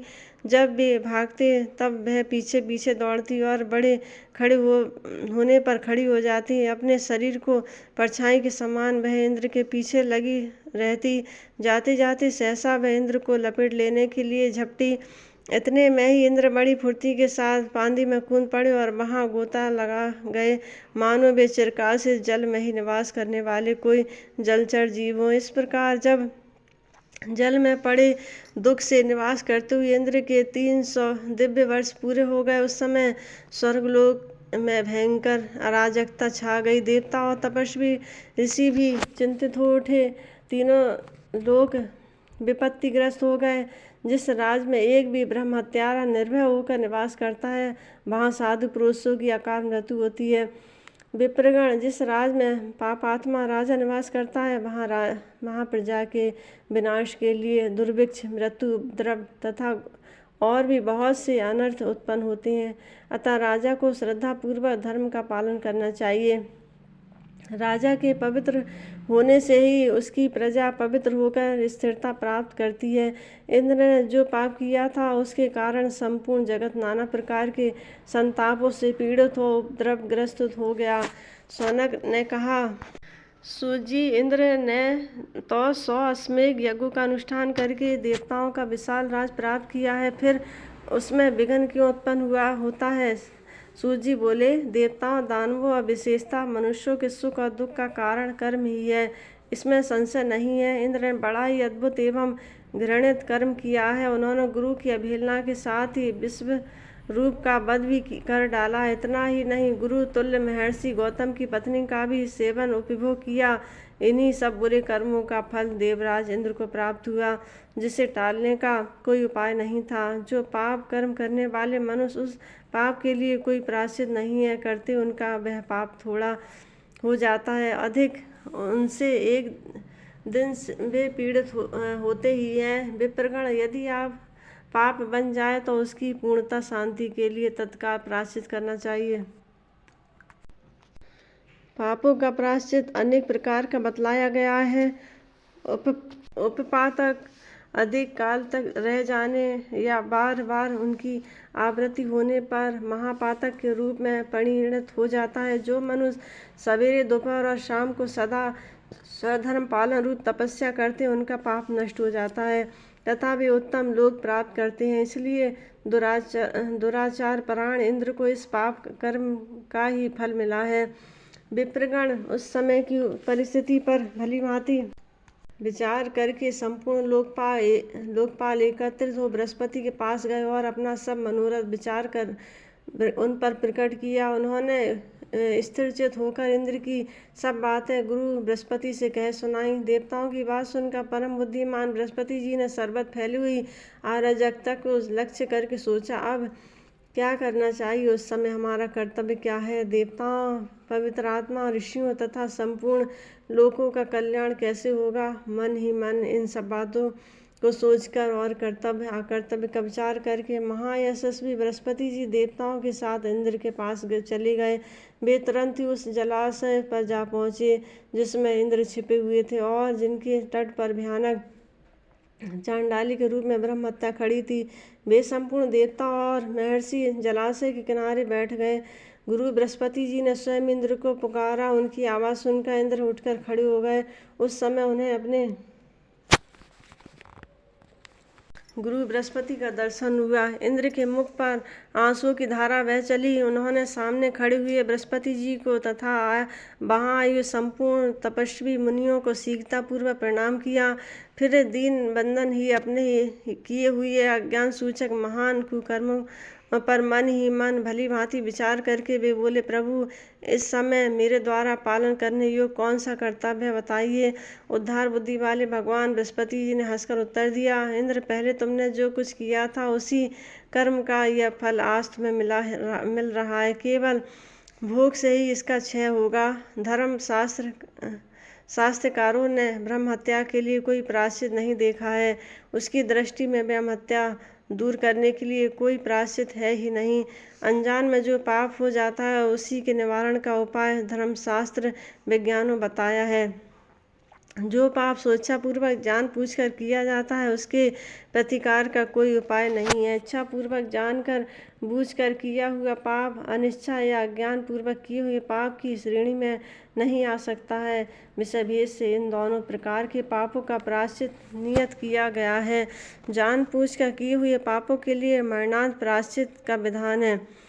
अज्ञान जनित पाप के लिए विशेष प्रायश्चित बताया गया है। तुमने जो पाप किया है वह अनजान में नहीं हुआ है, तुम्हारे द्वारा स्वयं जान बूझकर विद्वान पुरोहित ब्राह्मण का वध किया गया है, अतः उसके निवारण का कोई उपाय नहीं है। जब तक मृत्यु नहीं हो जाती तब तक तुम इस में जल में ही स्थिर भाव से पड़े रहो। दुर्मते, तुम्हारे 100 अश्वमेध यज्ञों का फल तो उसी समय नष्ट हो गया जब तुमने ब्रह्म हत्या की थी। जैसे छेद वाले घड़े में थोड़ा भी जल नहीं ठहरता, उसी प्रकार पापी मनुष्यों का पुण्य प्रति क्षण नष्ट हो जाता है। बृहस्पति जी यह वचन सुनकर इंद्र ने कहा, गुरुदेव, इसमें संदेह नहीं कि मेरे कुकर्म ही मुझे ऐसी दुर्दशा प्राप्त हुई है। अब आप इन देवर्षियों के साथ शीघ्र ही अमरावतीपुरी को पधारें और देवताओं तथा संपूर्ण लोकों का कार्य सिद्ध करने के लिए अपने मन में जो अच्छे प्रतीत हो उन्हें इंद्र बना लें। और मैं इस ब्रह्मत्या से आवृत होने के कारण अब मरे हुए के लिए समान हूँ। इंद्र के यूँ कहने पर बृहस्पति को आगे करके संपूर्ण देवता तुरंत अमरावतीपुरी में लौट आए और इंद्र का जो विचार था वह सब सची के सामने उन्होंने यथा रूप में कह सुनाया। यह देवता बार बार विचार करने लगे कि अब इस राज का संभालने के लिए हम क्या करना चाहिए। इस समय अमित तेजस्वी देवर्षि नारद इच्छानुसार घूमते हुए आ पहुँचे और देवताओं द्वारा पूजित होकर उन्हें देवगण लोकपाल, आप लोग अनमने कैसे हो रहे हैं? उनके पूछने पर देवताओं ने इंद्र की सारी करतूतें कह सुनाई और नारद जी बोले, देवताओं, इंद्र के ये सारे चरित्र मैंने पहले से ही सुन रखे हैं। अब तो तुम इस महान पाप के कारण इंद्र की सारी श्रेष्ठता चली गई है। आप इस देवता सर्वथ हैं, तपस्या और पराक्रम से संपन्न है, अतः आप लोग चंद्रवती राज नहुस को इंद्र बना लें। इस राज पर इन्हें शीघ्र ही बिठा लेना चाहिए। महात्मा नहुस ने यज्ञ की दीक्षा लेकर 99 अश्वमेध यज्ञ पूर्ण कर लिए हैं। अब देवताओं और महर्षियों ने इंद्र का राज नहुस को सौंप दिया। तब से अगस्त्य आदि सभी महर्षि नहुस की सेवा में उपस्थित रहने लगे। गंधर्व, अप्सरा, यक्ष, विद्याधर, महानाग, सुवर्ण और पक्षी आदि जो भी स्वर्गवासी प्राणी थे वे सब नहुस की सेवा करने लगे। इस प्रकार उत्तम कलाओं से सुशोभित तथा संपूर्ण देवताओं से सुपूजित राजा नहुस जब स्वर्गलोक के अधिपति हो गए तब उन्हें महान कामानल संतराप्त करने लगा। राजा नहुस ने पूछा, देवताओं, क्या कारण है कि अभी तक इंद्राणी मेरे समीप नहीं आ रही है? उन्हें शीघ्र बुलाओ। नहुस की आवाज़ सुनकर उदार बुद्धि वाले बृहस्पति जी ने सची के भवन में गए और बोले, कल्याणी, इंद्र ने दुष्कर्म से विवश होकर यहाँ का राज संभालने के लिए हम लोग नहुस को ले आए हैं, परंतु तुम इस कार्य के विरुद्ध जान पड़ती हो, तभी तो अब तक यहाँ उपस्थित नहीं हुई हो। सची ने पापहीन गुरु बृहस्पति से हंसकर कहा, नहुस मुझे प्राप्त करने योग्य नहीं है। आप स्वयं ही तद्वत विचार करके देखें, क्या वह मेरे प्राप्त करने का अधिकारी है? मैं पराई स्त्री हूँ। यदि वह मुझे पाने की अभिलाषा करता है तो उसे अज्ञानी से कहिए, जो वाहन बनाने योग्य ना हो, ऐसे वाहन पर बैठकर वह यहाँ आवे, तब मुझे प्राप्त कर सकता है। तथास्तु कहकर बृहस्पति जी शीघ्रता पूर्वक लौट गए और कामा संतर्प नहुस से सची देवी की कही हुई सब बातें कहीं जो ही त्यों सुनाई। नहुस काम से मोहित हो रहे थे। उन्होंने ठीक है यूँ कहकर सची देवी की शर्त स्वीकार कर ली। फिर वे अपनी बुद्धि द्वारा विचार करने लगी कि वाहन न बनने योग्य ऐसी कौन सी वस्तु है जो प्रशंसनीय मानी जाती है। तदंतर उन्होंने विचार किया कि तपस्वी ब्राह्मण ही ऐसे हैं जो वाहन बनाने के योग्य नहीं हैं। अतः उन्होंने जो आज अपना वाहन बनाता हूँ। आज इंद्राणी को प्राप्त करने के लिए 2 तपस्वी ब्राह्मण से वाहन का काम लूँ, ऐसी अभिलाषा मेरे मन में उत्पन्न हुई है। इस निश्चय के अनुसार काम मोहित नहुस ने ब्राह्मणों को पालकी दे दी और स्वयं उन पर पालकी में बैठकर बोले, सर्व सर्व शीघ्र चलो, शीघ्र चलो। नहुस के सर्व सर्व कहने से कुपित हुए एक तपस्वी ब्राह्मण ने उन्हें शाप देकर नीचे गिरा दिया। नहुस अजगर होकर स्वर्ग से नीचे गिर पड़े। वे ऊंचे पद को पाकर भी ब्राह्मण के दुर्लभ शाप से त्रियग योनि में पड़ गए। जैसी दशा राजा नहुस की हुई, वैसी उनके जैसी आचरण करने वाले सबकी होती है। जो राजमत पाकर उन्मत्त हो उठते हैं, उन पर भारी विपत्ति आती है। जो राजमत से अंधे, दुराचारी, कामी तथा विषयों में रचे बचे रहने वाले, वे ब्राह्मणों का अपमान करके या पवित्र नरक में पड़ते हैं। इसलिए बुद्धिमान पुरुष को उचित है कि यह लोक और परलोक में सुख पाने की इच्छा होने पर भी वह सर्वदा प्रयत्न करके उत्तम पद को पाकर कभी प्रमाद में ना पड़े, सदा अपने कर्तव्यों के प्रति सावधान रहें। वैसा अनुचित कर्म करने के कारण ही राजा नहुस महाभयानक जंगल में सर्प हुए। ऐसी परिस्थिति उत्पन्न होने पर देवलोक में फिर अराजकता छा गई। तब सब देवता उस समय विस्मित होकर कहने लगे, अहो, इस राजा ने बड़ा भारी कष्ट पाया है। इस दुरात्मा के लिए ना तो मृत्युलोक में स्थान रहा, ना स्वर्गलोक में। महापुरुष की अवहेलना करने से इनका सारा पुण्य एक ही क्षण में भस्म हो गया। अब पृथ्वी पर दूसरा कोई यज्ञ करता राजा नहीं दिखाई देता है जिसका इंद्र के सिंहासन पर अभिषेक किया जा सके। इसलिए सब देवता, ऋषि, नाग, गंधर्व, यक्ष, पक्षी, किन्नर, चारण, विद्याधर, असुरगण, अप्सराएं तथा मनुष्य चिंतित हो गए।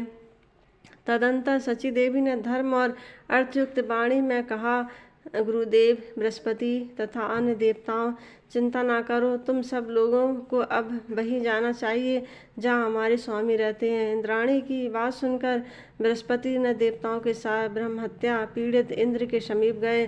जलाशय के किनारे पहुंचकर देवताओं ने इंद्र को पुकारा। इंद्र ने जल में पड़े हुए देवताओं पर दृष्टिपात किया और कहा, अब तुम लोग यहाँ क्यों आए हो? मैं तो पाप से पीड़ित हूँ, ब्रह्म हत्या में डूबा हुआ हूँ और यहाँ अकेले ही तपस्या करते हुए इस जल में निवास करता हूँ। उनकी बात सुनकर देवता विहल हो गए और बोले, देवराज विश्वकर्मा के पुत्र विश्वरूप ने ऐसा यज्ञ करना आरंभ किया था जिससे देवता और तपस्वी ऋषि विनाश को प्राप्त हो जाते हैं। इस कारण परोपकारी की दृष्टि से आपने उनका वध किया था। इसलिए हम सब लोग आपकी अमरावती से चले जाने के लिए आए हैं। देवताओं में जब इस प्रकार बातचीत हो रही थी तो ब्रह्महत्या भी तुरंत बोल उठी, मैं देवराज इंद्र को अमरावती जाने से रोकती हूँ। यह कह सुनकर बृहस्पति ने सहसा उनको उत्तर दिया, ब्रह्महत्यारे, हम तुम्हारे निवास के लिए दूसरे स्थान नियत करेंगे। कार्य की गुरुता को दृष्टि में रखकर देवताओं ने उस समय ब्रह्महत्या को शांत कर दिया। फिर सबने विचार करके ब्रह्महत्या को 4 भागों में बांटा। तत्पश्चात देवताओं ने सबसे पहले पृथ्वी से कहा, देवी, देवताओं की कार्य सिद्धि के लिए इंद्र की ब्रह्महत्या का एक अंश तुम ग्रहण करना चाहिए। देवताओं की बात सुनकर पृथ्वी कांप उठी और बोली, आप लोग ही विचार करें, मैं ब्रह्महत्या का अंश कैसे ग्रहण कर सकती हूँ? मैं संपूर्ण भूतों को धारण करने वाली तथा विश्व का भक्षण पोषण करने वाली हूँ। मैं इस पाप पंख में डूबकर अधिक अपवित्र हो जाऊंगी। पृथ्वी का यह वचन सुनकर बृहस्पति जी ने कहा, सुंदरी, तुम भय मत करो, तुम तो सर्वदा निष्पाप हो। जिस समय यदुकुल में भगवान वासुदेव अवतार लेंगे उस समय उनके चरणों से स्पर्श यह ब्रह्महत्या का आंशिक पाप भी निवृत्त हो जाएगा और तुम पूर्णतः निष्पाप होकर रहोगी। उनके यूँ कहने पर पृथ्वी ने उनका आज्ञा का पालन किया। उसके बाद सब देवताओं ने वृक्षों को बुलाकर कहा, आप लोग देव कार्य की सिद्धि के लिए ब्रह्महत्या का एक अंश ग्रहण करें। तब वृक्षों ने वहाँ पधारे हुए संपूर्ण देवताओं से कहा, यदि हम सब लोग ब्रह्महत्या के पाप से लिप्त हो जाएंगे तो संपूर्ण महात्मा भी ब्रह्महत्या युक्त होकर पापी हो जाएंगे। यह सुनकर बृहस्पति जी ने कहा, तुम लोग चिंता ना करो, इंद्र के प्रसाद से तुम लोग काटे जाने पर भी उनके अंशों में विभक्त हो शाखा और डालियों से संपन्न हो जाओगे और इस प्रकार सदा शुद्ध बने रहोगे। बृहस्पति के इस प्रकार आश्वासन देने पर सब वृक्षों ने उस आंशिक ब्रह्म हत्या को आपस में बांट लिया। तदंतर देवताओं ने जलों को बुलाकर कहा, तुम लोग भी देव कार्य की सिद्धि के लिए इस समय ब्रह्म हत्या का एक अंश स्वीकार करो।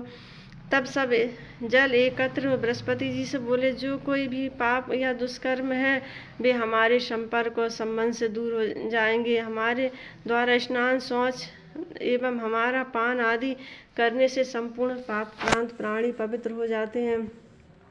ब्रह्म हत्या से अभिभूत होने पर हमारी यह शक्ति नष्ट हो जाएगी।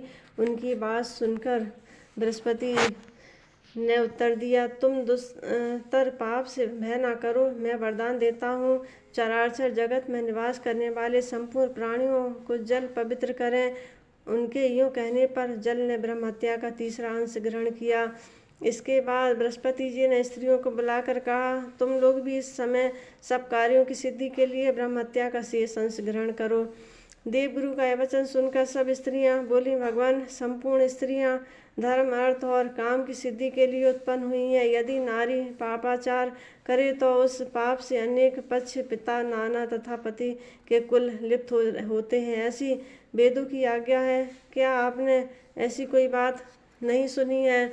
फिर स्वयं विचार कर लें, हमारा क्या कर्तव्य है। स्त्रियों के यूँ कहने पर बृहस्पति जी ने वरदान दिया, देवियों, तुम सब इस पाप से भय ना करो। तुम्हारे द्वारा स्वीकृत ब्रह्म हत्या का एक अंश भावी पीढ़ियों के लिए एक दूसरों के लिए भी शुभ फल देने वाला होगा। तुम सबको इच्छा अनुसार काम सुख प्राप्त हो। इस प्रकार देवताओं ने ब्रह्म हत्या के 4 भाग कैसे किए और वे अंश तत्काल ही पूर्वत समुदाय में स्थिर हो गए। उस समय इंद्र का पाप सर्वदा नष्ट हो गया था। देवताओं और ऋषियों ने देवपुरी में शची सहित इंद्र का पुनः अभिषेक किया और महात्मा इंद्र संपूर्ण देवताओं, महानुभावों, मुनीश्वरों और सिद्ध गणों के साथ पुनः लोकपाल पद पर प्रतिष्ठित हो गए। उस समय इंद्रलोक के संपूर्ण निवासियों के मन में महान उत्साह और अपार आनंद छा गया। विश्वकर्मा के तप से वृत्रासुर की उत्पत्ति तथा दधीचि द्वारा देवताओं को अस्थिदान। लोमस जी कहते हैं, इसी बीच में इंद्र का महान उत्सव देखकर पुत्र शोक से पीड़ित विश्वकर्मा के मन में बड़ा क्रोध हुआ। वे बहुत खिन्न होकर अत्यंत उग्र तपस्या करने के लिए गए। उस तपस्या से संतुष्ट होकर लोक पितामह ब्रह्मा जी ने प्रजापति त्वष्टा से कहा, सुव्रत, तुम कोई वर मांगो। तब त्वष्टा ने अत्यंत हर्ष में भरकर वर मांगा, भगवान, हमें ऐसा पुत्र दीजिए जो देवताओं के लिए भयंकर हो तथा संपूर्ण देवताओं और इंद्र को भी शीघ्र मार डालने की इच्छा रखता हो।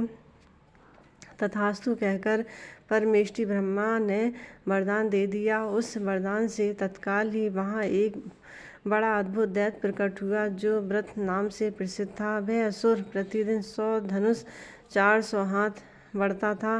पूर्व काल में अमृत मंथन के समय देवताओं ने जिन दैत्यों को मार डाला था और शुक्राचार्य ने पुनः उन्हें जीवित कर दिया था, उनमें से राजा बलि को छोड़कर शेष सभी दैत्य पाताल से निकलकर वृत्रासुर के पास चले आए।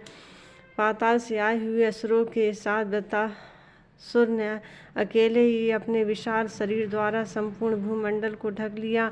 उस समय उससे पीड़ित हुए तपस्वी ऋषि तुरंत ब्रह्मा जी के पास गए और उन्होंने अपनी सारी कष्ट कथा कह सुनाई। तब ब्रह्मा जी ने गंधर्वों, मरुदगणों तथा इंद्र आदि देवताओं से विश्वकर्मा क्या करना चाहते हो यह बताया और कहा, विश्वकर्मा ने बड़ी भारी तपस्या करके तुम सब लोगों का वध करने के लिए अत्यंत तेजस्वी वृत्रासुर को उत्पन्न किया है। वह सब दैत्यों का महान अधीश्वर बना हुआ है। अब तुम लोग ऐसा प्रयत्न करो जिससे वह तुम्हारे द्वारा मारा जा सके। ब्रह्मा जी का यह वचन सुनकर इंद्र आदि देवताओं ने कहा, भगवान, जब हमारे ये इंद्र ब्रह्म हत्या से युक्त होकर स्वर्ग के सिंहासन पर बिठाए गए उस समय हम लोगों के द्वारा एक ना करने योग्य कार्य हो गया। है। अब उसे भूल के दुष्परिणाम से पार पाना हमारे लिए कठिन है। भूल यह हुई कि हम अज्ञानियों अपने अनेक प्रकार के अस्त्र शस्त्र महर्षि दधीचि के आश्रम में रख दिए थे। उन शस्त्रों के बिना इस समय हम क्या कर सकते हैं। तदंतर ब्रह्मा जी की आज्ञा से सब देवता दधीचि के आश्रम पर गए और उनसे बोले, देव, हमने पूर्व काल में जो अस्त्र शस्त्र यहाँ रख दिए थे वे सब हमें दे दिए जाएं। यह सुनकर दधीचि ने हंसते हुए कहा, बड़भागी देवताओं, आपके उन अस्त्रों को बहुत काल से यहाँ व्यर्थ रखा हुआ जानकर मैंने सबको पी लिया। उनकी यह बात सुनकर देवता बहुत चिंतित हुए और पुनः ब्रह्मा जी के पास लौटकर मुनि की सब बातें कह सुनाई। तब ब्रह्मा जी ने सबके अभिष्ट कार्य की सिद्धि के लिए देवताओं से कहा, तुम लोग दधीचि से उनकी हड्डियां ही मांगो, मांगने पर वे देंगे, इसमें तनिक भी संशय नहीं है।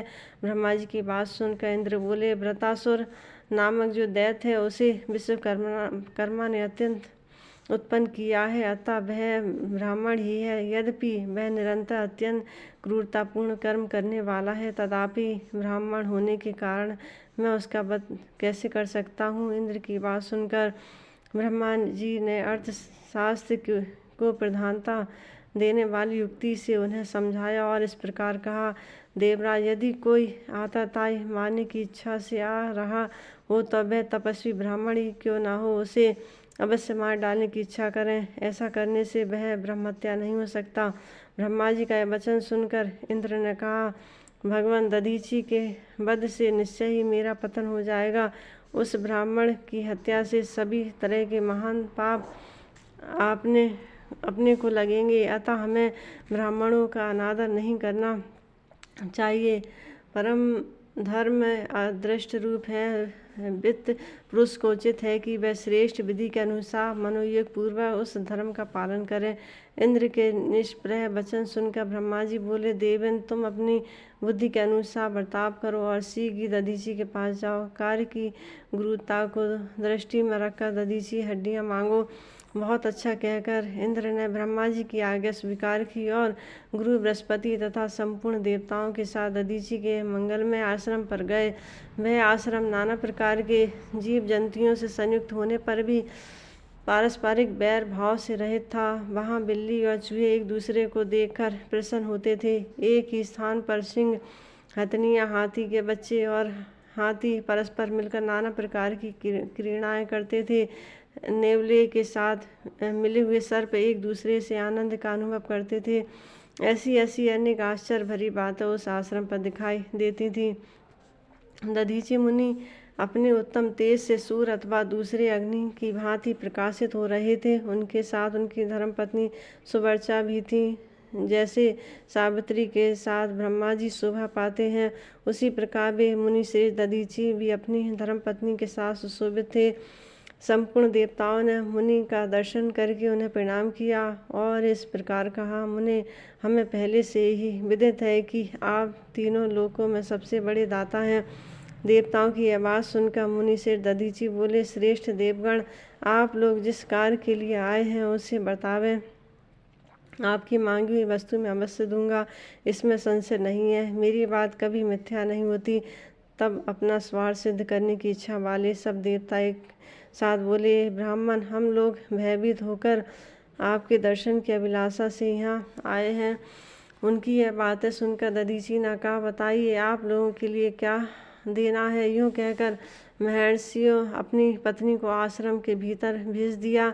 तदंतर देवता बोले, विप्र, आप अपने शरीर की हड्डियां हमें अर्पित करें जिनसे दैत्यों का संहार हो। महर्षि ने कहा, मैंने हड्डियां आपको दे दी। तब देवता बोले, भगवान, आपके जीते जी इन हड्डियों को हम कैसे प्राप्त कर सकते हैं। ब्रह्मा ने हंसकर उत्तर दिए, बस क्षण भर खड़े रहिए, मैं अभी अपना शरीर त्याग देता हूँ। ऐसा कहकर दधीचि ने समाधि लगा ली। उस परम समाधि के द्वारा अपना शरीर त्याग कर वे तत्काल उस ब्रह्म धाम में चले गए, जहाँ से फिर इस संसार में लौटना नहीं पड़ता। इस प्रकार भगवान शंकर के प्रिय भक्त मुनिवर दधीचि परोपकार के लिए शरीर त्याग कर ब्रह्म पद को प्राप्त हुए। पिप्लाद का जन्म, सुवर्चा का पति लोक गमन, देवासुर संग्राम में नमूची का वध, प्रदोष व्रत की विधि और उद्यापन, इंद्र और वृत्तासुर का युद्ध तथा इंद्र की विजय। लोमस जी कहते हैं, तदंतर महर्षि दधीचि को ब्रह्मलीन हुआ देख इंद्र ने सुरभि को बुलाकर कहा, तुम दधीचि के शरीर को चाटो। बहुत अच्छा कहकर सुरभि तत्काल दधीचि के शरीर को चाटना आरंभ किया। उससे सब ओर से चाटकर उस शरीर को मांस रहित कर दिया। तब देवताओं ने वे हड्डियां ले ली और उसके शस्त्र बनाए। उनकी पीठ की हड्डी से ब्रज बना और शरीर से ब्रह्मशिर नामक अस्त्र तैयार किया गया। ऋषि की शरीर की जो और भी बहुत सी हड्डियां थी, उन्हें भी उस समय देवताओं ने ग्रहण कर लिया। इस प्रकार अस्त्रों का निर्माण करके महान बल पराक्रम से संपन्न हुआ देवता वृत्तासुर को मारने के लिए उद्यम हो बड़ी उतावली के साथ स्वर्गलोक में गए। तत्पश्चात महर्षि दधीचि की पत्नी सुवर्चा देवी, जिन्हें देवताओं की कार्य सिद्धि के लिए महर्षि आश्रम के भीतर भेज दिया था, वहां पुनः लौट कर आई और वहां जो कुछ हुआ था वह सब उन्होंने अपनी आंखों से देखा। यह सब देवताओं की करतूत है, ऐसा जानकर उस सती साध्वी सुवर्चा के मन में बड़ा क्रोध हुआ। उन्होंने अत्यंत रुष्ट होकर शाप देते हुए कहा, देवता आज से संतानहीन रहें। तपस्विनी सुवर्चा ने इस प्रकार देवताओं को शाप दे दिया और स्वयं एक पीपल वृक्ष के मूल भाग में बैठकर रोदन करने लगी। इसी समय उनके उदर से महात्मा दधीचि के पुत्र महातेजस्वी पिप्पलाद प्रकट हुए। माता सुवर्चा प्यासी आंखों से पुत्र पिप्पलाद की ओर देखती हुई हंसकर बोली, महाभाग, तुम दीर्घ काल तक इस वृक्ष के समीप रहना। तुम मेरे आशीर्वाद से शीघ्र ही ऋषियों में श्रेष्ठ स्थान प्राप्त करोगे। अपने पुत्र के प्रति ऐसा कहकर साध्वी सुवर्चा श्रेष्ठ समाधि लगाकर पति के समीप चली गई। इस प्रकार उन्होंने पति के साथ सत्यलोक प्राप्त किया। इधर वे देवता लोग अस्त्र शस्त्रों का निर्माण करके युद्ध के लिए उत्सुक हो दैत्यों के सामने गए। इंद्र आदि देवता महान बल और पराक्रम से युक्त थे। वे गुरु बृहस्पति को आगे करके भूमि पर आकर मध्य देश में ठहरे। उन सबके पास बड़े उत्तम अस्त्र थे। इंद्र आदि देवताओं को आया हुआ सुनकर महातेजस्वी वृत्तासुर दैत्य वृंद के साथ उनके समीप गया। महेंद्र ने उस सम्रांगण में महादैत्य वृत्तासुर को देखा। देवताओं और दानवों का एक दूसरे की ओर दृष्टिपात बड़ा अद्भुत था। उसमें वैर भाव बहुत बड़ा हुआ था। वे एक दूसरे को मार डालने की इच्छा अत्यंत क्रोध में भर कर अद्भुत स्वर में गर्जना करने लगे। देवताओं और दानवों के उस युद्ध में बजाए जाने वाले भयानक बाजे बड़ी गंभीर ध्वनि में सुनाई देते थे। उस युद्ध में समस्त चराचर जगत महान भय के कारण अचेत हो गया। उस समय नमूची नामक दैत्य इंद्र के साथ युद्ध करने लगा। देवराज इंद्र ने बड़े वेग से उस दैत्य पर ब्रज का प्रहार किया, परंतु ब्रज के आघात से भी नमूची का एक रोम भी ना टूट सका। तब इंद्र ने नमूची पर गदा मारी, किंतु वह गदा भी चूर चूर हो गई। यह देख इंद्र ने एक बहुत बड़े शूल से उस दैत्य पर प्रहार किया। नमूची के अंग का स्पर्श होते ही उस शूल के सैकड़ों टुकड़े हो गए। इसी प्रकार नमूची ने भी हंसते हुए अनेक प्रकार के शस्त्रों से देवताओं को मारा, परंतु इंद्र पर प्रहार नहीं किया। उस समय इंद्र मौन होकर बड़ी भारी चिंता में डूब गए। इसी बीच में उस महा भयानक संग्राम के भीतर इंद्र को संबोधित करके आकाशवाणी हुई, महेंद्र, यह दैत्य देवताओं के लिए बड़ा भयंकर और घोरतर है। इसके लिए जल से निकला हुआ फैन ही दुर्लभ शस्त्र है, अतः उसी के द्वारा इस महान असुर का शीघ्र संहार करो। दूसरे किसी शस्त्र से आघात करने पर वह असुर कभी मारा नहीं जा सकता। इस मंगलमयी देवी वाणी को सुनकर अत्यंत पराक्रम वाले इंद्र समुद्र के तट पर गए और फैन प्राप्त करने के लिए प्रयास करने लगे। इंद्र को समुद्र तट पर आया हुआ देख नमूची क्रोध से मूर्छित हो उठा और शूल से आघात करके उसे कटु वचन सुनाने लगा। तब इंद्र ने भी क्रोध में भरकर अद्भुत फैन ग्रहण किया और उस फैन का प्रहार करके महादैत्य नमूची को मार गिराया। इस प्रकार नमूची के मारे जाने पर सब देवता और ऋषि साधुवाद देते हुए इंद्र के प्रति महान प्रकट करने लगे, सम्मान प्रकट करने लगे। इसी समय महातेजस्वी वृत्तासुर इंद्र के समीप आया। वृत्तासुर को देखकर सब देवता और मनुष्य महान भय से युक्त हो पृथ्वी पर गिर पड़े। तब प्रतापी इंद्र हाथ में ब्रज लिए ऐरावत हाथी पर आरूढ़ हुए।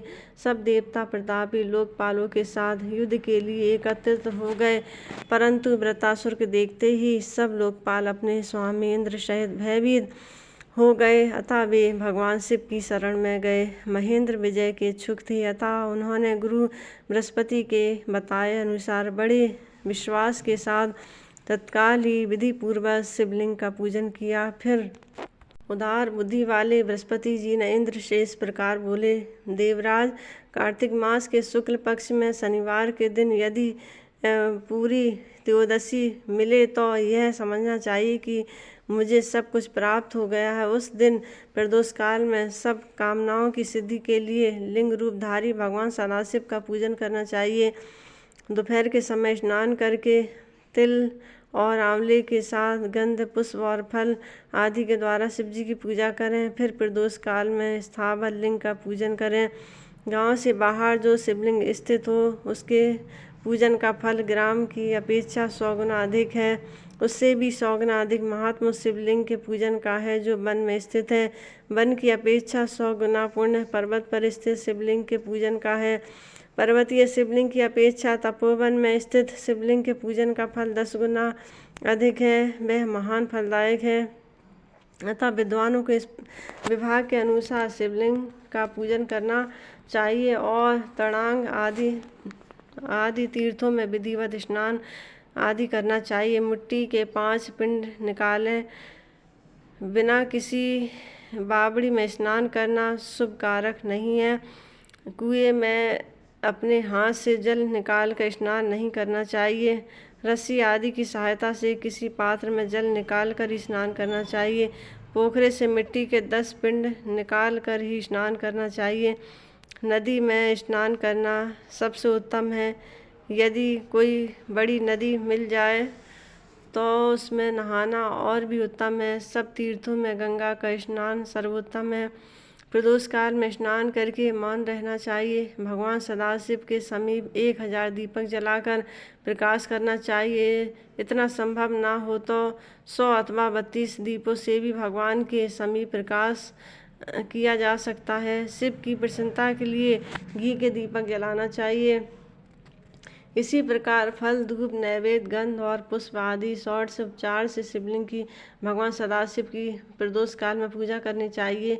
वे भगवान संपूर्ण मनोरथों को सिद्ध करने वाले हैं। यदि जलहरी का जल ना उलांघना पड़े तो पूजन के पश्चात भगवान शिव की 108 परिक्रमा करनी चाहिए। फिर अत्यंत यत्न पूर्वक 108 बार ही नमस्कार भी करना चाहिए। फिर अत्यंत पूर्वक 108 बार नमस्कार भी करना चाहिए। इस प्रकार परिक्रमा और नमस्कार से भगवान सदाशिव को प्रसन्न करना उचित है। तत्पश्चात 100 नामों से विधि पूर्वक भगवान रुद्र की स्तुति करनी चाहिए। रुद्र, नील, भीम और परमात्मा को नमस्कार है। कपर्दी, जटाजूटधारी सुरेश्वर, देवताओं के स्वामी तथा आकाश रूप केश वाले श्री व्योमकेश को नमस्कार है, जो अपनी ध्वजा में वृषभ का चिन्ह धारण करने के लिए वृषभ ध्वज हैं। उमा के साथ विराजमान होने से सोम हैं। चंद्रमा के भी रक्षक होने से सोमनाथ हैं। उन भगवान शंभु को नमस्कार है। संपूर्ण दिशाओं को वस्त्र रूप में धारण करने के कारण जो दिगंबर कहलाते हैं। भजनीय तेजस्वी होने से जिनका नाम भर्ग है, उन उमाकांत को नमस्कार है, जो तपो में भव्य कल्याण रूप शिव श्रेष्ठ विष्णु रूप ब्याल प्रिय सर्पों को प्रिय मानने वाले ब्याल सर्प स्वरूप तथा सर्पों के पालक हैं।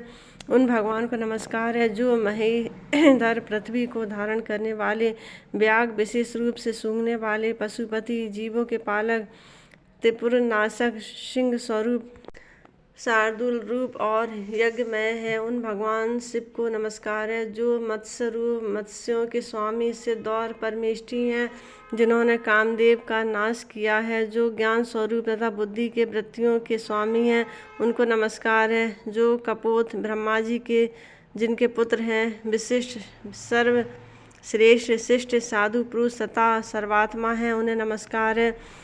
जो वेद स्वरूप वेद को जीवन देने वाले तथा वेदों में छिपे हुए गुण तत्व हैं, उनको नमस्कार है। जो दीर्घ रूप दीर्घ स्वरूप तथा अविनाशी हैं, जिनमें ही संपूर्ण जगत की स्थिति है, तथा जो सर्वव्यापी व्योम रूप हैं, उन्हें नमस्कार है। जो गजासुर के महान काल हैं, जिन्होंने अंधकासुर का विनाश किया है, जो नील लोहित और शुक्ल रूप हैं, तथा चंडमुंड नामक पार्षद जिनके विशेष प्रिय हैं, उन भगवान शिव को नमस्कार है।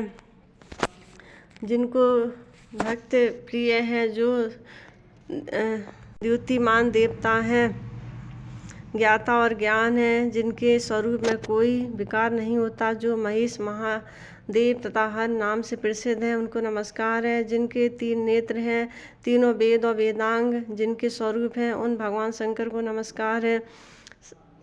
जो अर्थ स्वरूप काम तथा परमार्थ मोक्ष रूप है, उन भगवान को नमस्कार है। जो संपूर्ण विश्व की भूमि के पालक विश्वनाथ शंकर काल तथा काला वे स्वरूप हैं, उन्हें नमस्कार है। जो रूपहीन विकृत रूप वाले तथा सूक्ष्म से भी सूक्ष्म है, उन्हें बारंबार नमस्कार है। जो शमशान भूमि में निवास करने वाले तथा व्याघ्र चर्म में वस्त्र धारण करने वाले हैं, उनको नमस्कार है। जो ईश्वर होकर भी भयानक भूमि में शयन करते हैं, उन भगवान चंद्रशेखर को नमस्कार है। जो दुर्गम है, जिनका पार पाना अत्यंत कठिन है, तथा जो दुर्गम अवयवों के साक्षी तथा दुर्गा रूप पार्वती के साथ अंगों का दर्शन करने वाले हैं, उन भगवान शिव को नमस्कार है। जो लिंग रूप लिंग कारण तथा कारणों के भी अधिपति हैं, उन्हें नमस्कार है। महाप्रलय रूप रुद्र को नमस्कार है। प्रणव के अर्थ रूप ब्रह्म रूप शिव को नमस्कार है। जो कारणों के भी कारण मृत्युंजय तथा स्वयंभू रूप है, उन्हें नमस्कार है। हे त्र्यंबकम, हे श्री त्र्यंब, हे नीलकंठ, हे सर्व, हे गौरीपते, आप संपूर्ण मंगलों के हेतु आपको नमस्कार है। प्रदोष व्रत करने वालों को महादेव जी के इन 100 नामों का पाठ अवश्य करना चाहिए। महामते इंद्र, इस प्रकार मैंने शिव प्रदोष व्रत की विधि बतलाई है। महाभाग, शीघ्रतापूर्वक इस व्रत का पालन करो, तत्पश्चात युद्ध करो। भगवान शिव की कृपा से उन्हें विजय आदि सब कुछ प्राप्त होगा। एक समय की बात है, राजा चित्ररथ विमान पर बैठकर राजा नाना प्रकार के दीपों का दर्शन करते हुए भगवान शंकर के निवास स्थान कैलाश पर्वत पर गए। वहाँ उसने परम अद्भुत एवं अनुपम छवि वाले भगवान शंकर के दर्शन किए। वे अपने आधे अंग में पार्वती देवी को बिठाकर शोभा पा रहे थे। कपूर के समान गौरवर्ण कमल नयन भगवान शिव को पार्वती देवी के साथ देखकर राजा चित्ररथ ने उपहास पूर्वक कहा, शंभु, संसार में जो विषयी मनुष्य आदि हैं तथा स्त्रियों के वशीभूत रहने वाले जो दूसरे लोग हैं, वे तथा हम जैसे अज्ञानी जीव भी जन समुदाय में संकोच बस स्त्री सेवा नहीं करते। यह सुनकर गिरिजा नंदिनी उमा ने कहा, अरे दुरात्मन, रे मूढ़, तूने मेरे साथ बैठे हुए भगवान शिव का उपहास किया है, अतः इस कर्म का फल तू शीघ्र ही देखेगा।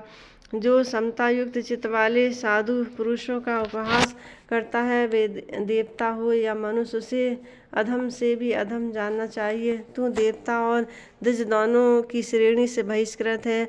अपने को बड़ा ज्ञानी मानने वाला तू अधम को आज मैं दैत्य बनाए देती हूँ। पार्वती देवी के इस प्रकार शाप देने पर राजाओं में श्रेष्ठ चित्ररथ सहसा स्वर्ग से नीचे गिर पड़ा। वहीं इस समय आसुरी योनि में आकर वृत्रासुर के नाम से प्रसिद्ध हुआ। विश्वकर्मा की भारी तपस्या से युक्त होने के कारण इस समय वृत्रासुर अजय बताया जाता है। इसलिए तुम प्रदोष काल में विधि पूर्वक भगवान शंकर की पूजा करके देवताओं का कार्य सिद्ध करने के लिए महादैत्य वृत्रासुर का वध करो। गुरु बृहस्पति की यह बात सुनकर इंद्र ने कहा, भगवान, इस समय मुझे इस प्रदोष व्रत के उद्यापन की विधि बतलाइए। बृहस्पति जी ने कहा, कार्तिक मास आने पर शनिवार के दिन यदि पूरी त्रयोदशी हो तो वह व्रत की सिद्धि के लिए ग्राह्य है। आज वह तिथि शुभता प्राप्त है। इसमें चांदी का वृषभ बनवाना चाहिए। उस वृषभ की पीठ पर सुंदर सिंहासन रखना चाहिए। उस सिंहासन पर उमाकांत भगवान शिव की स्थापना करनी चाहिए। भगवान के 3 नेत्र, 5 मुख और 10 भुजाएं हों। उसके आधे अंग में सती साध्वी पार्वती का निवास हो। इस प्रकार उमा और महेश्वर की सुवर्णमयी प्रतिमा बनवानी चाहिए। उस प्रतिमा को वृषभ की पीठ पर वस्त्र से ढके हुए तांबे के पात्र में स्थापित करके रात्रि में श्रद्धा और विधि के साथ जागरण करना चाहिए। पहले यतन पूर्वक प्रतिमा को पंचामृत से स्नान कराना चाहिए। देवराज, मैं पूजा के मंत्र बताता हूँ, सुनो। दूध से स्नान कराने का मंत्र: गौक्षीरधाम देवेश गौक्षीरेण मया कृतम संपन्नम देव देवेश गृह्णाय परमेश्वरा। गाय के दूध में निवास करने वाले देवेश, देव देवेश्वर परमेश्वर, मैंने गाय के दूध से आपको स्नान कराया है, कृपया इसे स्वीकार करें। दधि स्नान मंत्र: दधना चैव महादेव संपन्नम कारते मया गृह्णाय च मया दत्तम प्रसन्नो विवादेवे। महादेव जी, मैं दधि से आपको स्नान करवा रहा हूँ।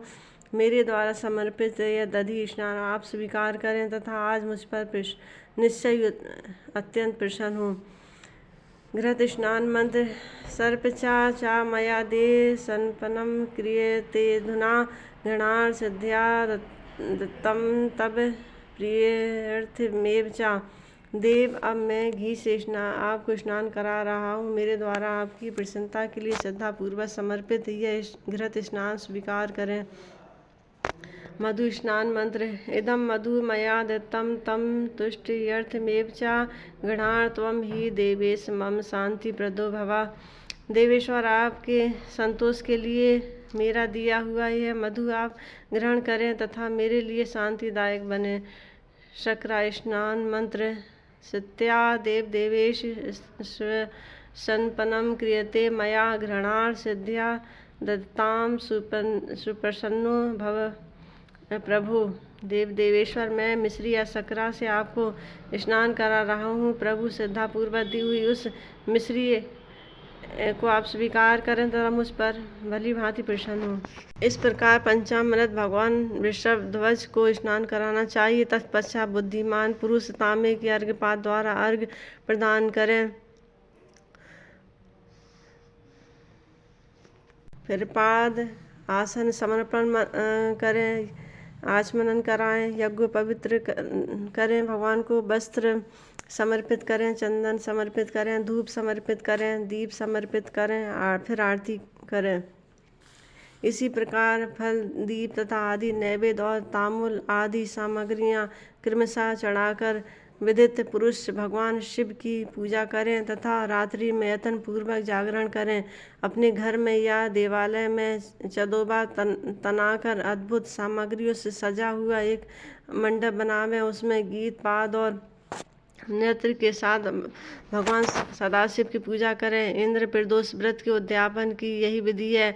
विदित पुरुष को चाहिए कि वह अपने संपूर्ण कार्यों की सिद्धि के लिए इसी प्रकार से सब कुछ करे। गुरु बृहस्पति जी ने कुछ बताया, उसके अनुसार इंद्र ने सब विधि का पालन किया। नमूचे के मारे जाने पर सब देवता हर्ष और उत्साह में भरे हुए थे। उनका दैत्यों के साथ घोर युद्ध हुआ। देवताओं और दैत्यों का संहार करने वाले उस घोर संग्राम में अत्यंत भयंकर तथा मर्यादा का उल्लंघन करने वाले द्वंद्व युद्ध होने लगा। इसी समय पूर्वोक्त प्रकार से भगवान शंकर की आराधना करके इंद्र भी युद्ध में लग गए। उन्होंने देवताओं को साथ लेकर वृत्रासुर का पीछा किया।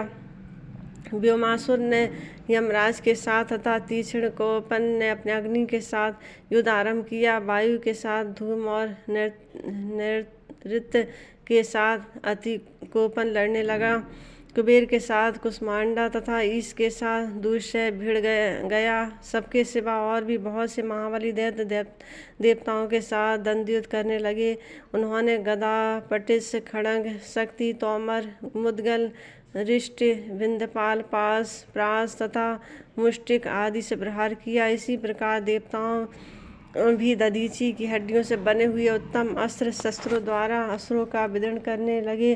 देवताओं की मार खाकर दैत्य पुनः पराजय को प्राप्त हुए और भयभीत हुए वृत्रासुर ने समझाया, वीरों, युद्ध स्वर्ग का द्वार है, इसका त्याग कदापि नहीं करना चाहिए। जिनकी संग्राम में मृत्यु होती है वे परम पद को प्राप्त होते हैं। विद्वान पुरुष जहाँ भी संभव हो संग्राम में मृत्यु की अभिलाषा करते हैं। जो लोग युद्ध छोड़कर भागते हैं वे निश्चय ही नरक में पड़ते हैं। महापातकी मनुष्य भी यदि गौ, ब्राह्मण, भृत्य, कुटुंब आदि स्त्री की रक्षा के लिए हाथ में अस्त्र लेकर युद्ध करे तथा वे शास्त्रों के आघात से घायल हो जाए अथवा युद्ध स्थल में ही प्राण त्याग दे तो उन्हें निश्चित ही उत्तम लोक की प्राप्ति होती है। वे ज्ञानियों के भी दुर्लभ उत्कृष्ट पद को प्राप्त कर लेते हैं।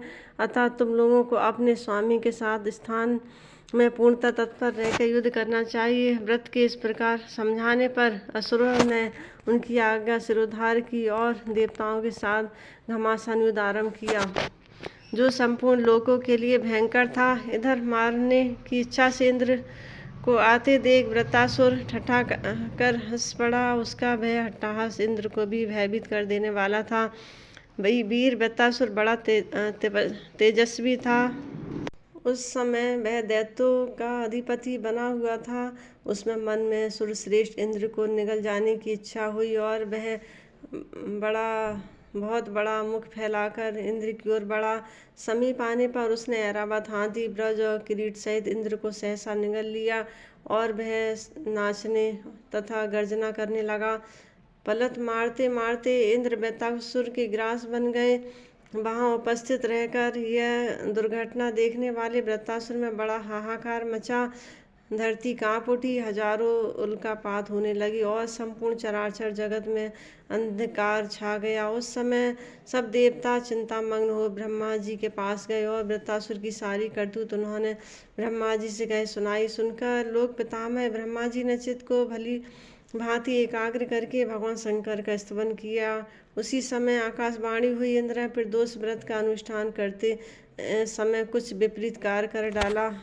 वह मूर्ख शिव निर्माल्य अर्घा, शिवलिंग की छाया तथा देव मंदिर का उल्लंघन करते हैं। वे शिव गणों के प्रधान चंडीस के द्वारा दंडनीय हैं, उसमें तनिक भी संदेह नहीं है। इसलिए शिवलिंग पूजन, प्रदक्षिणा और नमस्कार करने से अवश्य कल्याण होता है। ऐसी उत्तम बुद्धि रखकर प्रयत्न पूर्वक लिंग पूजन करना चाहिए। कनेर, मदार, भटकटिया, धतूर, सतपात, अमलतास, पुनांग, सदेसरा, मौलश्री, नागकेशर, नीलकमल, कदम्ब, आक तथा नाना प्रकार के कमल आदि पुष्प तीनों काल में सदा पवित्र जानने चाहिए। चमेली, बेला, सेवती, श्यामपूर्ण, कुट, कड़िकार, सुषुम्भ, लाल कमल ये पुष्प विशेषता शाम काल में शिवलिंग पूजन के लिए श्रेष्ठ बताए गए हैं। कमल के फूल तीनों काल में पवित्र माने गए हैं। रात्रि में केवल कुमुद के फूल विशेष पवित्र बताए गए हैं। इस प्रकार पूजा विधि को जानकर शिवलिंग का पूजन करना चाहिए। विविध पुरुषों को शिवलिंग में सदा शास्त्रीय विधि का पालन करना चाहिए। शिवलिंग और नंदिकेश्वर के बीच में होकर अथवा अर्घांतर की परिक्रमा नहीं करनी चाहिए। यदि कोई करता है तो वह पाप का भागी होता है। इस इंद्र ने राज स्वभाव का आश्रय लेकर वैसी प्रदक्षिणा जिसका कि निषेध किया गया है की है, इसलिए इसका किया हुआ सब कुछ निष्फल हो गया। और यही कारण है कि आज वृत्रासुर ने इंद्र को अपना ग्रास बना लिया। देवता अब तुम ही लोग महारुद्र विधान के अनुसार शिवलिंग पूजन करो, जिससे इंद्र शीघ्र ही छुटकारा पा सके। आकाशवाणी के अनुसार देवताओं ने प्रतिदिन भगवान शंकर का पूजन और दशांश हवन आरंभ किया। तब देवता इंद्र भगवान शिव के प्रसाद से सहसा वृत्रासुर का पेट फाड़कर बाहर निकल आए। हाथी, ब्रज, किरीट और कुंडल सहित परम शोभा संपन्न महातेजस्वी इंद्र को देखकर सब देवता, गंधर्व, अप्सरा, यक्ष तथा ऋषि मुनि बड़े प्रसन्न हुए। देवताओं की दुदुम्बी आवाज उठी, अनेक शंखों की ध्वनि होने लगी। इंद्र के संकट युक्त होते ही समस्त देवलोक निवासियों में एक साथ ही महान हर्षोल्लास छा गया। इंद्र जैसा संकट युक्त हुए थे वही सची देवी भी आ पहुंची। महर्षियों ने सची के साथ इंद्र का अभिषेक किया तथा सबने यत्न पूर्वक उनके लिए पुण्यवाचन किया। विप्रवरों, इस प्रकार जब महर्षियों ने इंद्र का अभिषेक किया तब इस पृथ्वी पर अधिकाधिक मंगल उत्सव होने लगे। इंद्र के ब्रज से विदीर्ण किया हुआ वृत्तासुर का अत्यंत अद्भुत शरीर वहीं गिर कर मेरुगिरी के शिखर की भांति सुशोभित होने लगा। उसी भूमि में ब्रह्म हत्या है जहाँ वृत्तासुर का भयानक शरीर गिरा था। गंगा और यमुना के बीच में जो भूमि है जिसे अंतर्वेदी कहते हैं वह पूर्ण भूमि बताई गई है। वह लोकपालन भूमि सर्वत्र प्रसिद्ध है। वृत्तासुर के वध से उत्पन्न होने वाली ब्रह्महत्या जिस देश में प्रविष्ट हुई वह पापी बताया गया है। उस मल भूमि में वृत्तासुर का महान मस्तक पड़ा था जिसे इंद्र आदि देवताओं ने 6 महीनों में काटा है। इस प्रकार वृत्तासुर का वध करके इंद्र ने विजय प्राप्त की और वे सचीनाथ निर्भय होकर इंद्रासन पर विराजमान हुए।